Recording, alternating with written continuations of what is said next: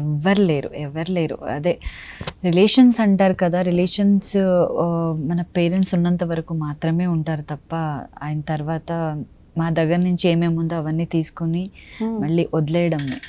నేను ఫ్యామిలీ వాళ్ళకి ఎవరికి కూడా నేను వాల్యూ ఇవ్వను. బికాజ్ అందరూ ఒకేలాగా ఉంటారని తెలియదు, కానీ నా లైఫ్లో అది జరిగింది. బట్ ఎప్పుడు కూడా మా నాన్న ఒక మాట చెప్పేవారు. ఏం చెప్పేవారు? ఎందుకంటే మా నాన్న కూడా అదే ఆ కష్టాలతోనే ఉడ్డు ఏమంటారు కట్టిగా కట్ చేసి అందులో వచ్చిన డబ్బులతో వాళ్ళు లైఫ్ లీడ్ చేసుకుని వచ్చేవారు మా నాన్న.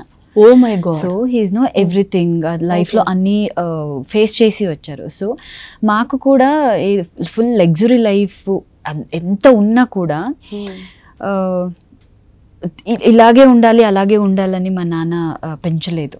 కష్టం కూడా ఇది ఇలా ఉంటుంది అని ఎప్పుడు నార్మల్గా మాకు చెప్పేవారు. నీకు ఏమి జరిగినా కూడా లైఫ్లో ఇప్పుడు మేము ఉంటాము, రేపు ఉండకపోవచ్చు, తెలీదు ఏమవుతుంది అని.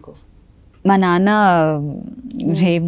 ఒక గాడ్ లెక్క, అందరికీ వాళ్ళ పేరెంట్స్ గాడే, బట్ మా నాన్న నెక్స్ట్ లెవెల్ అనమాట.